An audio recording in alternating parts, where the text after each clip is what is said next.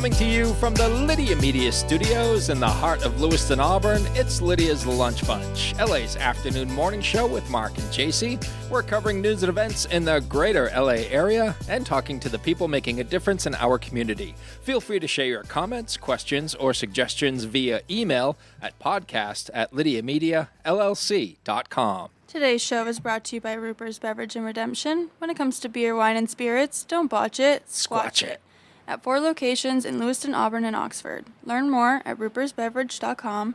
And remember, the party starts at Ruper's. And today we have the pleasure of being joined in studio by the founder, director, and conductor for the Auburn Community Concert Band, Milt Simon. How are you? I am excellent. It's a pleasure to be here this morning. It's a pleasure to have you here. We are going to talk to Milt all about the Auburn Community Concert Band, which is now in its 45th year. 45 years this summer. That is amazing. We're going to get the story on that and a whole lot more coming up here in just a bit. But before we do, let's take a look at some headlines for Monday, June 15th. Maine's ranked choice vote tabulations follow last week's primary election, with several key races still awaiting final nominees. The Secretary of State's office says they hope to have the process wrapped up in final results for the governor and 2nd Congressional District races public before Friday. A 10-year-old boy was rescued after being swept away by Androscoggin River currents in Turner. The incident occurred on Saturday night near Howe's Corner Road. The child's father told dispatchers that his son had been swept downstream and stopped himself at a cluster of rocks. Officials say the boy was evaluated by Turner personnel and was uninjured. Wow. That is scary stuff. That is scary.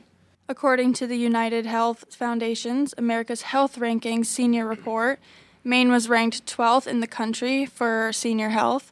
The study found a 44% increase in the flu vaccinations between 2018 and 2024, a 13% increase in SNAP reach, and mental distress at 9.9%. The full report is available at americashealthrankings.org. And the City of Lewiston will hold a City Council meeting tomorrow at 7 p.m. at City Hall. Residents are encouraged to attend or watch the live stream on the city's YouTube channel. Agendas and more information can be found at lewistonmaine.gov. Now it's time for the weather. Rain or shine, it's all okay. Grab your uke and start the day. You don't need perfect skies above. Hey, just a song and a little love. What are you laughing at, sir? Definitely not a future member of the Auburn Community Concert Oh, Band. no! Sarah's going to be so hurt. Oh, she's going to be crushed. Ukulele just doesn't fit with what we do. But the singing was good. Oh, singing was unbelievable. Okay, good. Whew, that was a close one. Mostly sunny skies today. We'll have a high of 75 and a low of 60. Plenty of sunshine tomorrow with a high of 74 and a low of 54. And mostly cloudy with scattered showers on Wednesday. High of 75 and a low of 54. It doesn't rain on Wednesday. You can redo the weather forecast, please. That's right. No rain on Wednesday. No rain on Wednesdays. So for the next, 10 weeks? Exactly. Okay.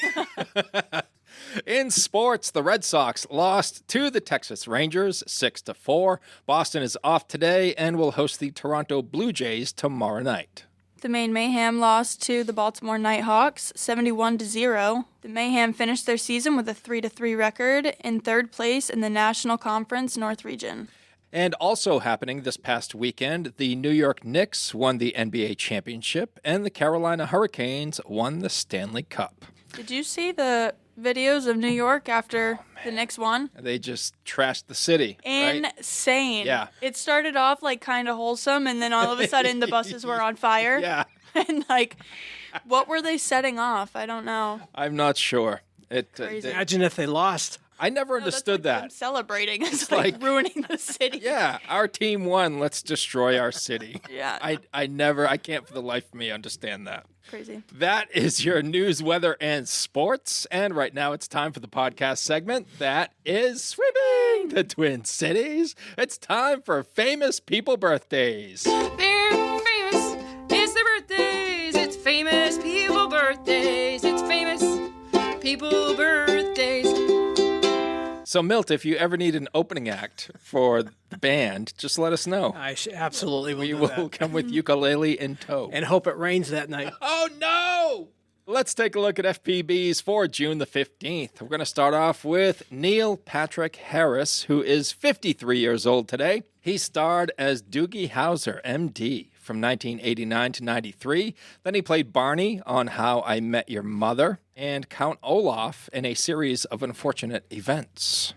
Let's see here. Oh, Leah Remini, 56 years old today. She played Carrie Heffernan on The King of Queens from 98 to 2007. And then she played Vanessa in Kevin Can Wait from 2017 to 2018. Both of those, she played opposite Kevin James. And she was also a member of the Church of Scientology from childhood. And then left the organization in 2013, wrote a book called Troublemaker, Surviving Hollywood and Scientology, and it became a New York Times bestseller for 3 years. Rapper Ice Cube is 57 years old today. He formed the gangster rap group NWA in 1989, and their big hit, Straight Outta Compton. Then he had a lot of solo hits, and then became an actor. First acting role was Boys in the Hood, and he also starred in the Friday franchise and the Are We There Yet franchise, and Barbershop and 21 Jump Street and 22 Jump Street, Ride Along and Ride Along 2. He's big on the sequels, is Ice Cube. Milt, do you have any gangster rap tunes that you guys play with the Auburn Band? We do not. No? Okay. That was One category we have obviously overlooked. Okay. Wondering if you played any Ice Cube tunes. Maybe this is the year. Who knows? Courtney Cox, 62 years old today. You know her as Monica Geller from Friends from 94 to 2004, and as Gail Weathers in the horror film franchise Scream, which she has played from 1996 up to now. Helen Hunt, 63 years old today. She played Jamie on Mad About You from 92 to 99, and she's been in a bunch of good movies, too, like As Good as It Gets. She won an Academy Award for Best Actress for playing a single mother in that romantic comedy that came out in 1997. She also starred in Twister and Castaway, What Women Want, and Pay It Forward. Julie Haggerty, 71 years old today. She starred as Elaine Dickinson in the film Airplane, one of the greatest comedy movies of all time that came out in 1980. Julie was also in A Midsummer Night's Sex Comedy in 1982, Lost in America, What About Bob, She's the Man, and A Christmas Story Christmas that came out in 2022. And rounding out FPBs for June the 15th is actor Jim Belushi, who starred on Saturday Night Live in the early 80s, from 83 to 85. He also starred in his own sitcom, According to Jim, from 2001 to 2009.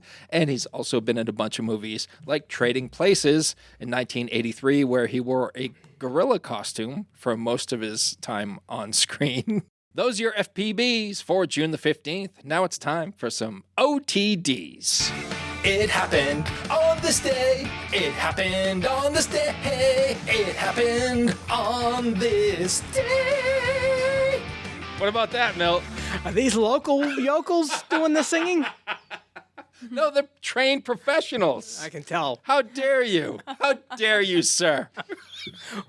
They're trained professionals who are yokel locals. Could be. Local yokels. Could be. Say that a few times. 8 years ago, in 2018, Incredibles 2 was released. 21 years ago, in 2005, Batman Begins was released, starring Christian Bale as Batman and Liam Neeson as his mentor. You Batman guy, Milt? Originally. The original. Like Adam West? Yes. Batman? All right. 47 years ago, in 1979, Rocky 2 was released, featuring the rematch between Rocky and Apollo Creed. That was a good sequel. The music, Gonna Fly Now. Oh, my goodness. Still one of my favorite songs. Perfection. Do you guys ever do that one?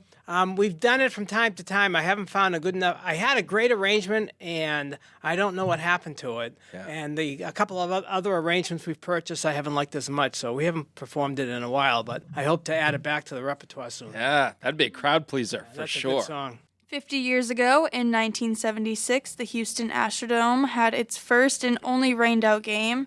Heavy rains flooded the streets and made it too hard for the players and umps to get to the game, even though the field remained bone dry. 182 years ago, in 1844, Charles Goodyear received a patent for his process to vulcanize rubber. And just for my own curiosity, I looked it up because I had no idea what it was. It's a chemical process that transforms soft, sticky, or brittle raw rubber into a durable, elastic material by adding sulfur and applying heat. Yeah. Boy, you really learn a lot listening to this show. I'm telling you, Milt, we are just a wealth of useless information.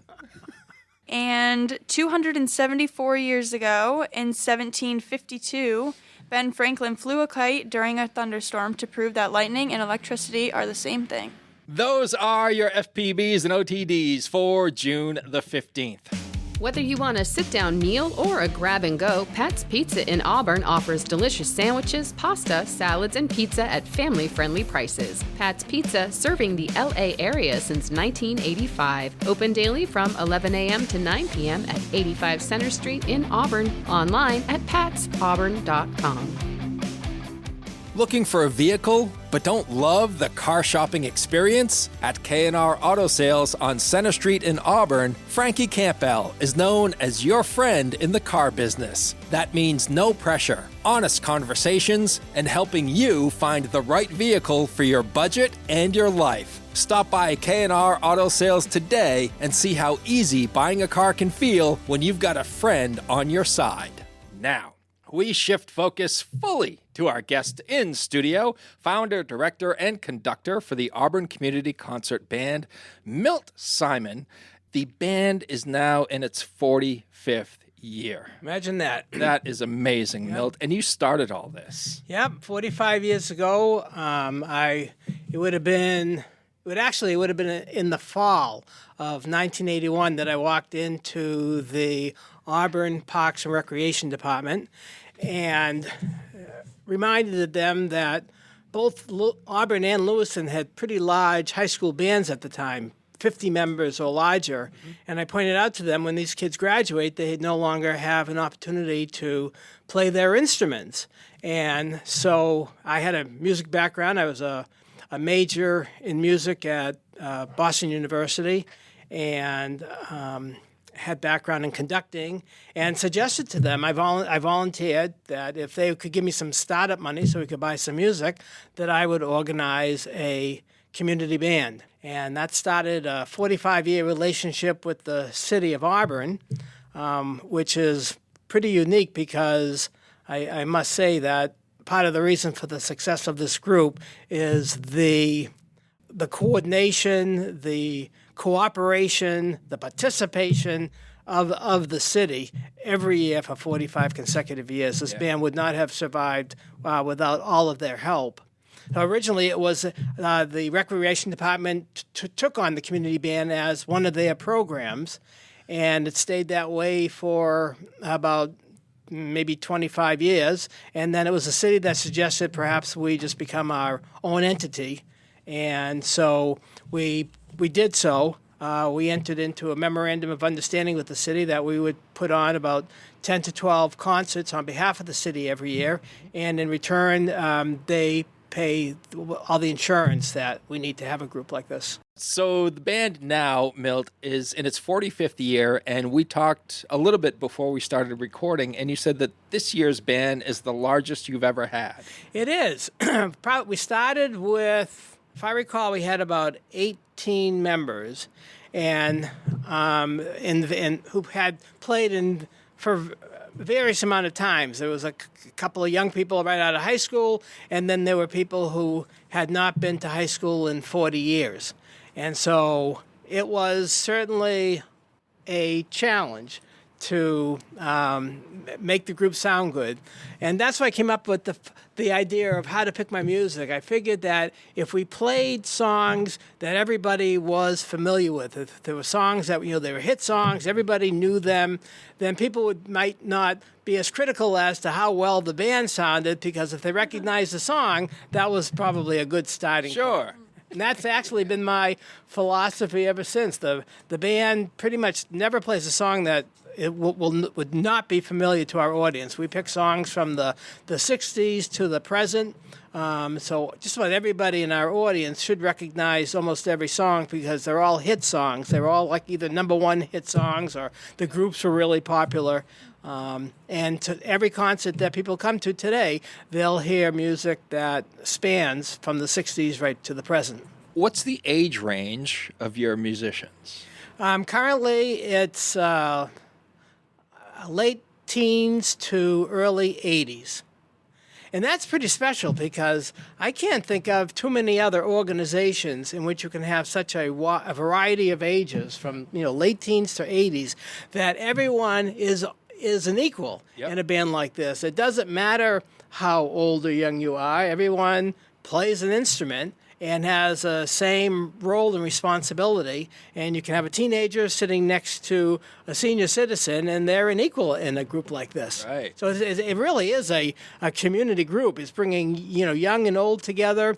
It's bringing people not only from Lewis and Auburn, from about 14 different communities who people have reside in. They all come together, and the commitment is pretty special. It's one thing that separates our group from everyone else is if you join the Auburn Community Concert Band, you are committing to Wednesday nights. You're saying, I'm going to keep my Wednesday nights free because we rehearse from early January until early June in preparation for our 10-week summer concert season. When we perform over the summer, every week we perform a different program of music, typically 8 or 9 songs each week.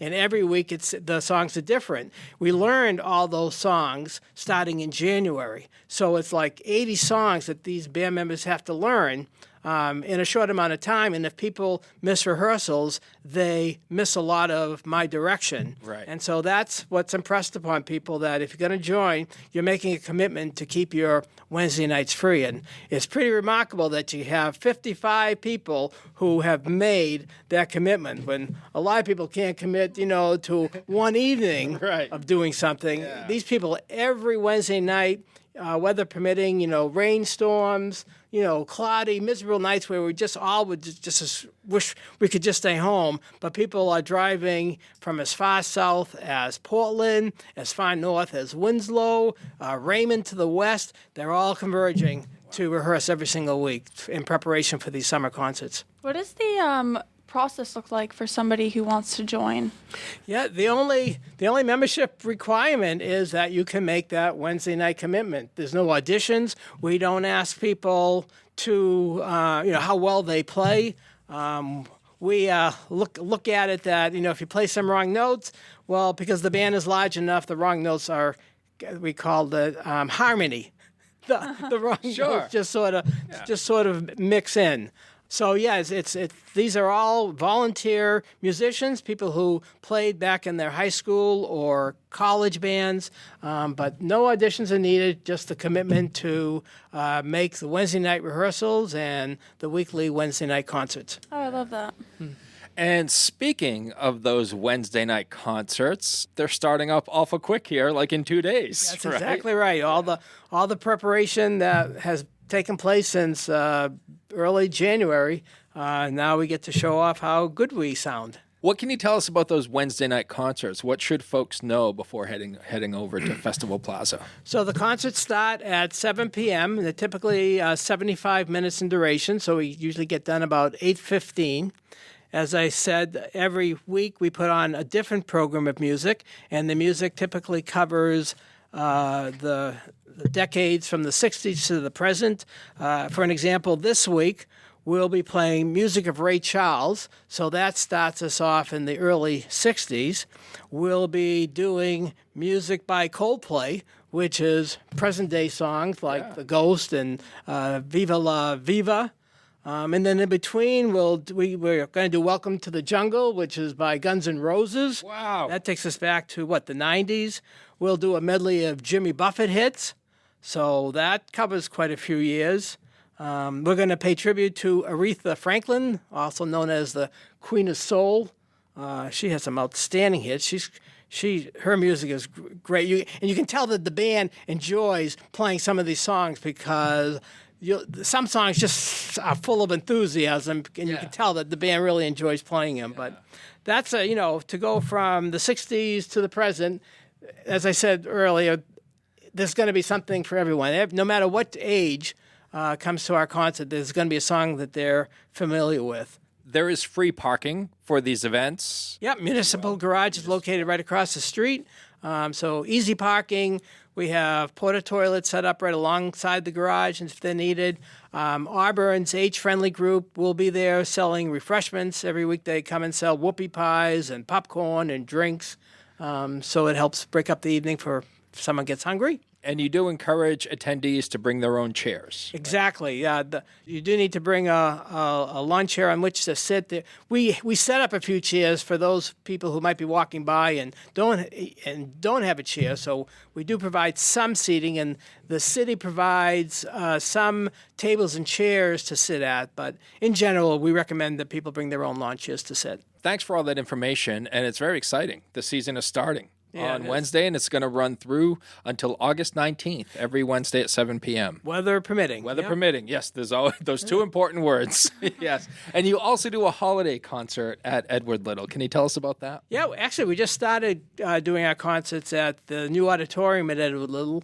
And this past December, we had a record-breaking crowd of 510 people. That is the largest indoor audience that we've ever had.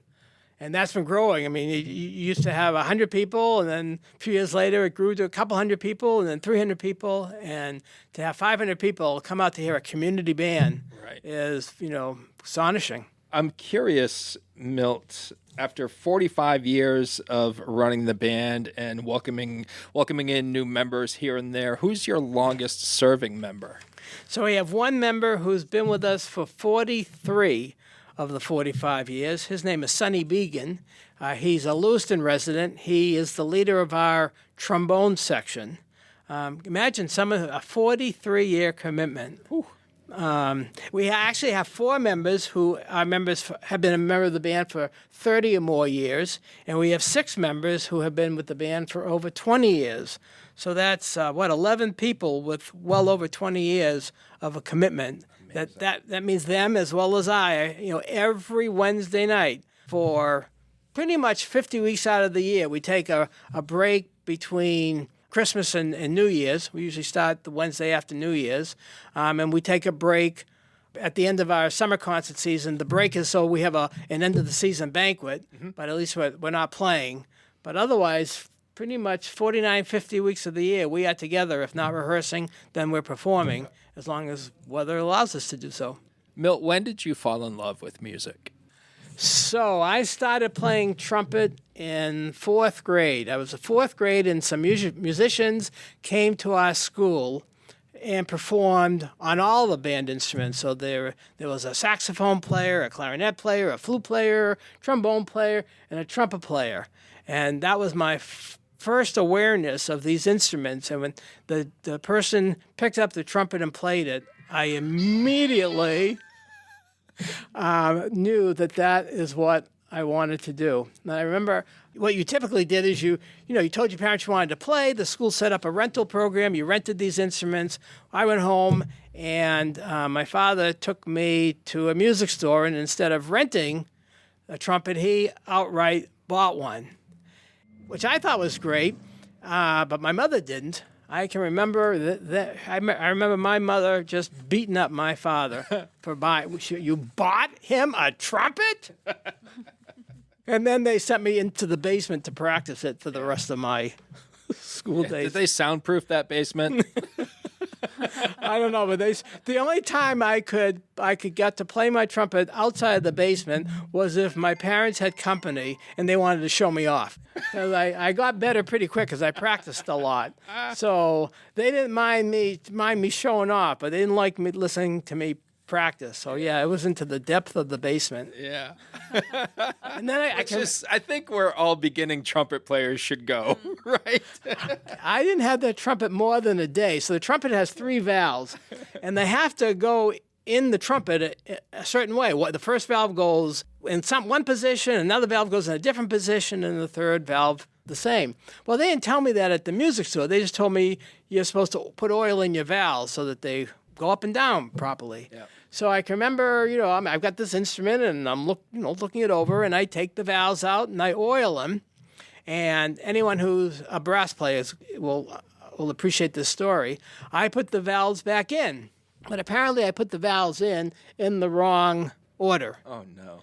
And so when I went to play the trumpet, it was like, put your hand up to your mouth and try to blow. I mean, you couldn't blow anything into this trumpet. And I just remember freaking out that, I just broke this brand new trumpet. But luckily I figured it out that maybe the valves were in the wrong position, and trial by error. So I never had to tell my parents that story. Oh, my goodness. That would have been the end of it, right? That trumpet. They would have beat me with it. I'm curious, too, Milt, after 45 years of concerts, do any of them particularly stand out in your memory? Our 40th season was pretty special. The City of Auburn wanted to celebrate the band's 40th anniversary, and they hired the same company they hired to do the July 4th fireworks. And in August of that season, at our final concert, immediately following our last song, there was a 20-minute fireworks display across the river. Which, I mean, it was as good as anything you see on July 4th. It was very special, and I sincerely appreciated the city's recognition of that accomplishment. I don't know how they're going to top it for the 50th. I got to keep mentioning the City of Auburn. It's such a special relationship. No matter what I need, whether it's equipment-wise or whether it's I need help moving something, no matter what I ask of the City of Auburn, the answer is always yes. They have treated me like a VIP since day one, and I just can't thank them enough. I can't acknowledge them enough, and I whatever credit is bestowed upon me, I share it with the City of Auburn. You figure the city manager's position has changed numerous times in my 45 years, and yet every single person who has sat in that position has extended me the same courtesies, it's unbelievable. The Public Works Department, I cannot ask for. There's nothing I can't ask the Public Works Department that they will not respond to and be assistance to me. It's just it's great though. The whole city. The staff has changed, but their cooperation to ensure the success of this band has never ceased. It's an incredible partnership. It really is. It's very unique. And do you play in the band as well? I don't. I think early on I might have played a song or two, but I want this to be about the band. Everyone sees me because I'm the conductor, so I'm front and center. But I don't want the band to be about me. The band is about 55 members who have made this incredible commitment. And it's not just the Wednesday night commitment, because as I instill upon them, the better they play, the better the band sounds. So it's getting them and motivating them to go home and practice. So in addition to rehearsing, I'm asking them to find time in their busy lives to go into their basement and practice their instruments and learn their music so that our entire band sounds better. When you're up there with your conductors, is it called a baton? Yep. Conductor's baton, and you're doing your thing.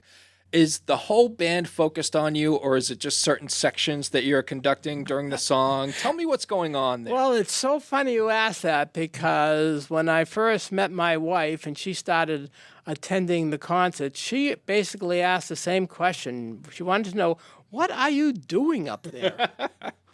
She said, is anybody watching you? And I said, they better be watching me. That's the whole point. So most of the work done by a conductor is done during the rehearsals. So the conductor points out when he hears notes that aren't being played correctly or rhythms that aren't being played correctly, or he wants to change the style of the music. So part of the role of the conductor in a concert is partly for show. He's reminding people when they're supposed to start to play. But the big thing is he keeps the beat. because without the beat, then everybody has their own interpretation, and no one will play that part. Everything is synchronized, so everyone has to be using the same beat, and that's really the primary purpose of the conductor, is to keep the beat. So 55 members have to be watching me, at least with one eye, so that they're not playing their music too fast or too slow. They're playing it at the same beat as every other member. Thank you for explaining that. I feel better educated now. But sometimes the challenge is, so, you have 55 people who, all think for themselves, all have a different opinion, and some of them will sometimes think that the beat should be faster or that the beat should be slower. So they may accuse me of speeding up or slowing down, and they're usually wrong, which I do tell them.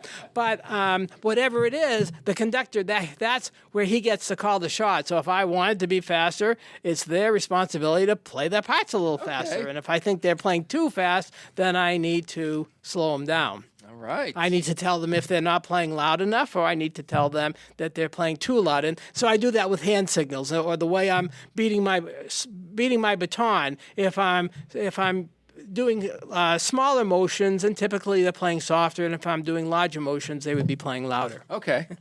The band has grown from, I think it was 18 members. I think originally, yeah. Started to 55 over this 45-year stretch. Milt, what do you attribute that success and growth to? First of all, it's, for people who have spent 6, 7, 8 years of their high school and college years, it gives them a chance to play their instruments, and there isn't that many opportunities. At one time, almost every community had a band, but now these community bands are few and far apart. And so it's an opportunity to play their instrument. I think our members enjoy the music that we play. Other community bands choose music that's more traditional for community bands, but the audience has never heard those songs before. And speaking of audience, I think that whenever you perform, it's more fun to play in front of a larger audience than a smaller audience. So I would say, for a typical community band, there might be 50 people in the audience, and many of those, if not all of those, are family or friends of the band members. In our cases, our typical audience is 250 to 300 people, unless maybe if the weather is a little threatening, some people won't come, they won't get caught in the rain. But I think like I said, I think it's more fun playing in front of a larger group, and that's what I promise people. We promote the group quite a bit. We try to do a lot to get our name out, and like I said, we get 250 people on average every single week, and I think there's a thrill of doing that. And then lastly, the reason it's part of the reason why we changed our name. Originally, it was the Auburn Community Band, and we changed it back in 2011 and added the word concert, so the name became the Auburn Community Concert Band.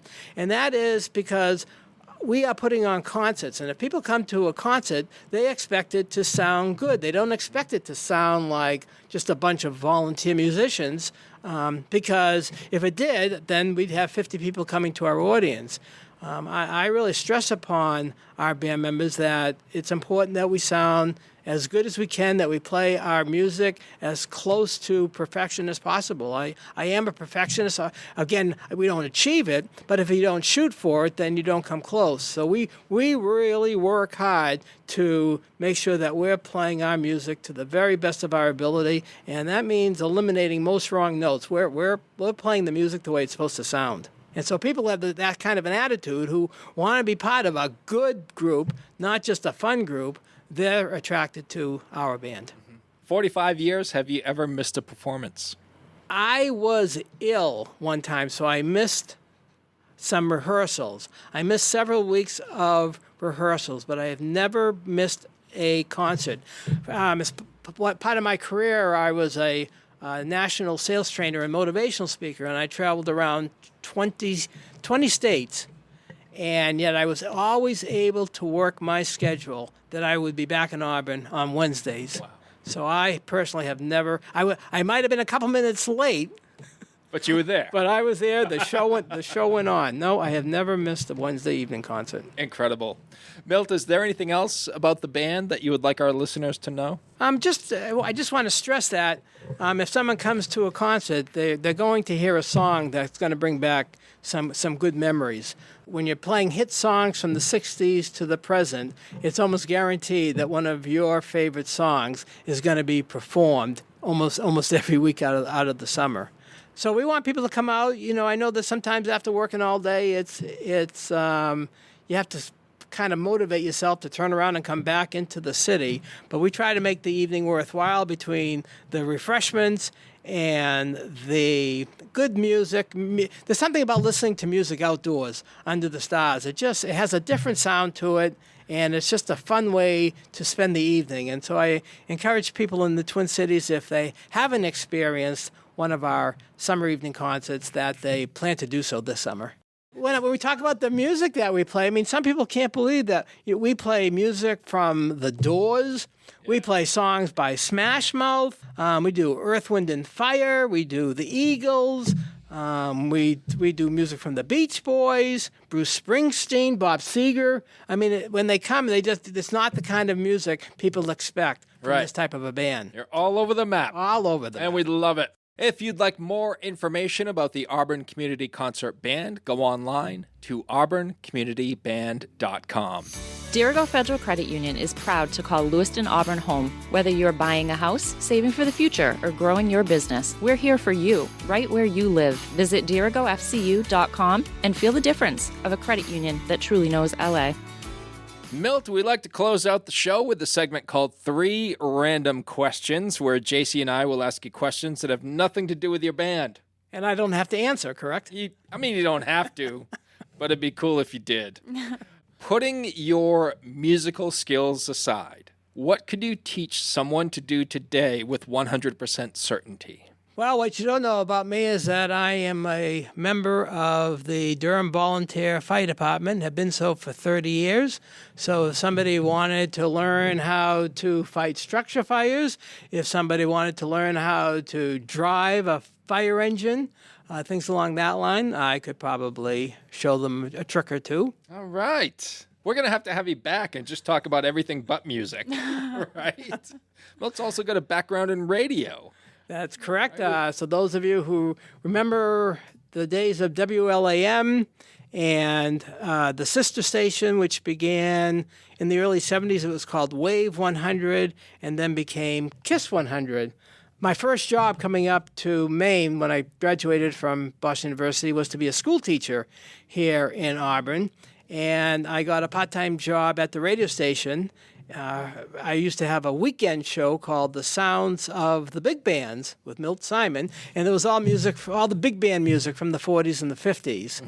Mm-hmm. So yeah, I did that, and then I left teaching, and I sold radio advertising for the two stations for a number of years. I think like 7 years. Radio's fun. If you could have any animal as a pet, which animal would you choose? I love cats. Yeah, I love dogs as well, but I've had I think 5 dogs in my lifetime, and after I lost my last dog, I couldn't take that anymore, and I switched to cats, and I've been very fortunate in finding cats that act almost like little puppy dogs. They follow you around, and they like to be pet, and they come when you call. Mm-hmm. So I'm a real lover of pets, and I guess the larger the pet, I mean, wouldn't it be neat to own a tiger? Yeah. If you knew he wouldn't bite. Yeah. But wouldn't it be fun to have like a really big cat?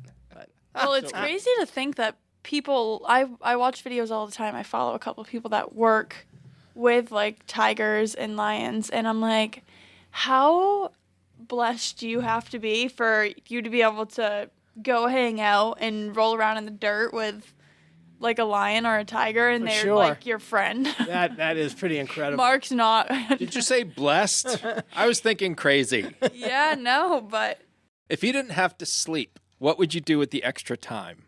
I don't sleep that much anyways. I need to be busy. If I'm not involved in a project, I'm outside walking, playing pickleball. I like to hike. I have a 27-year career as a ski instructor at Sunday River, which ended a few years ago. For 10 years, I was a whitewater rafting guide. Today, I like to ride my bike. I'm always active. I cut trails behind my house for walking trails. So I'm pretty active. So anything to do with any of that? Yeah. You're all about it. Yeah, I don't have to worry about gaining weight because I work it off. It's been an absolute pleasure having you in. Thanks so much for sharing a bit of history with the Auburn Community Concert Band with us. Truly appreciate it. Thank you very much for inviting me in to help promote our opening concert this Wednesday. Thanks to Ruper's Beverage and Redemption for sponsoring today's episode. And if you'd like to be part of the Lydia's Lunch Bunch advertising family, reach out to Pam Ashby via email at pam@lydiamediallc.com.